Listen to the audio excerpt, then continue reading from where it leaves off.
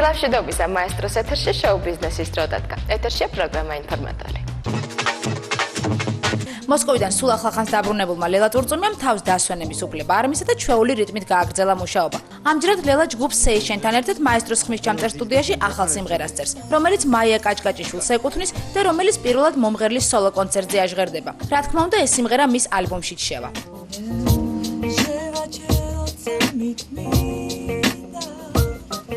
მე საკმაოდ ხშირად ესე ვთქვი მივმართავ ამ ბოლო დროს მაიას, იმიტომ რომ საკმაოდ ნიჭიერი გოგოა.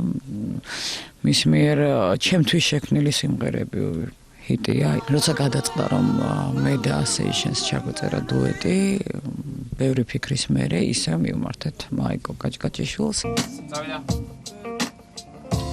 თული ჩემი გაი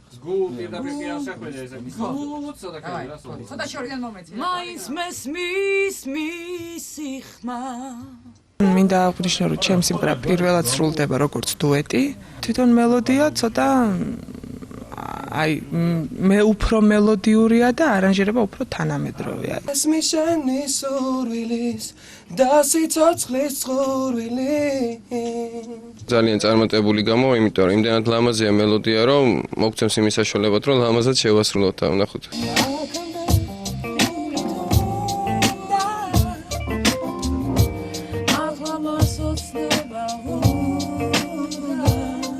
სიმღერის იდეა შევთავაზე მე ლელას, იმიტომ რომ დღესდღეობით ეს ჯგუფი ძალიან მომწონს, ძალიან კარგი ბიჭები არიან, ძალიან კარგად ვღერიან და მე ვფიქრობ, რომ ლელას შოუ კონცერტს, რომელიც 7 დეკემბერს ჩატარდება სპორტის სასახლეში, ძალიან გაალამაზებენ. თული ჩემი გაირინდა, რუგი უეცრა დაცირდა. დროებითი შემოქმედებითი პაუზის შემდეგ მუსიკალურ არენაზე ტრიო ნატალი ისევ გამოჩნდა და საკმაოდ საინტერესო სიახლით. გოგონები, რომელთა შემადგენლობაში ჩანაცვლება მოხდა სოლო კონცერტისთვის ემზადებიან. ამჟამად სტუდია სანო რეკორდში ტრიო ლილიკო ნემცაძის ახალ სიმღერას წერს, რომელზეც მომავალში ვიდეო კლიპსაც გადაიღებენ. ლილიკო კვაჩუკა სიმღერა და აი ამ სიმღერას ვწერთ ახლა.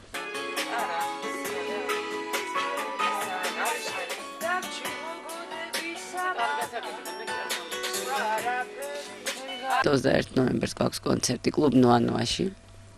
ეს იქნება ჩვენი საღამო. და ამავე დროს იქნება წარდგენა ჩვენი ახალი წევრის მაყურებლისთვის.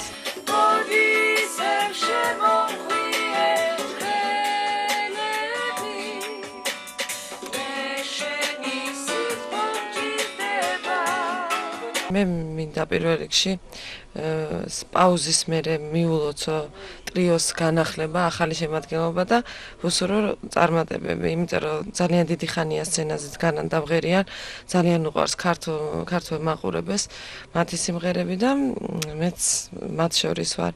ჩემი მეგობრები არიან, მე მათ ვაჩუქე ეს ახალი სიმღერა, რა ვიცი, მე მგონი ცოტა თანამედროვეც არის და ამავე დროს შენარჩუნებულია ის სტილი, რასაც გოგოები ადრე მღეროდნენ და დღესაც იგივე მიმართულებას აგრძელებენ სასიმღერო ჟანრში.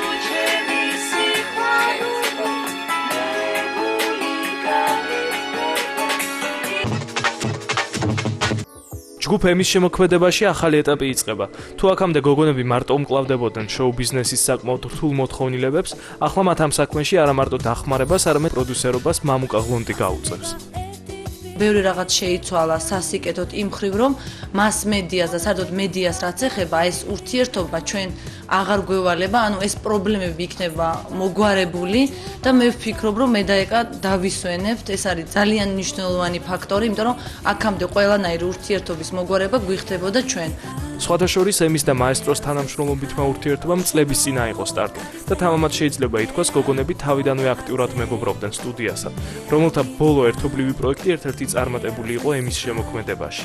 ჩვენს მიერ შერჩეულ სიმღერაზე უნდა გადაღებულიყო ვიდეო რგოლი, რის შემდეგაც მამუკას მხრიდან წამოვიდა ძალიან საინტერესო იდეა, გადაღებულიყო არა ერთი კლიპი, არამედ მთელ ალბომზე საკონცერტო ვერსიები.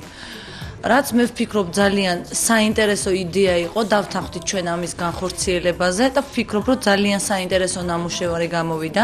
ამ პროექტის განხორციელების შემდეგ მოხდა ისეთ ძალიან სასიხარულო და საინტერესო ფაქტი, ჩვენთვის ძალიან მნიშვნელოვანი.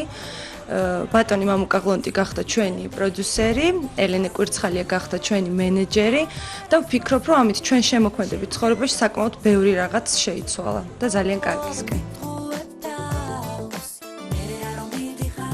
4 წლის წინ მაშინ როცა ჯგუფი ემი გამოჩნდა პირველად ასე ვთქვათ შემოქმედებით ასპარეზზე ჩვენი თანამშრომლობა დაიწყო სტუდია მაესტროსთან და ჩვენი პირველი ვიდეო რგოლი რომელიც გადავიღეთ სიმღერაზე ვიცი მელოდება ეკუთვნით რეჟისორებს კახა ოთარაშვილს და კოსტა ჯორბენაძეს ამის შემდგომ ჩვენი ყველა ნამუშევარი თითქმის ალბომის სრული საკონცერტო ვერსია და ამის გარდა კიდევ კლიპი დამზადდა სტუდია მაესტროს ბაზაზე. ანუ მთელი ჩვენი შემოქმედებითი აი ეს პერიოდი უკავშირდება სტუდია მაესტროს.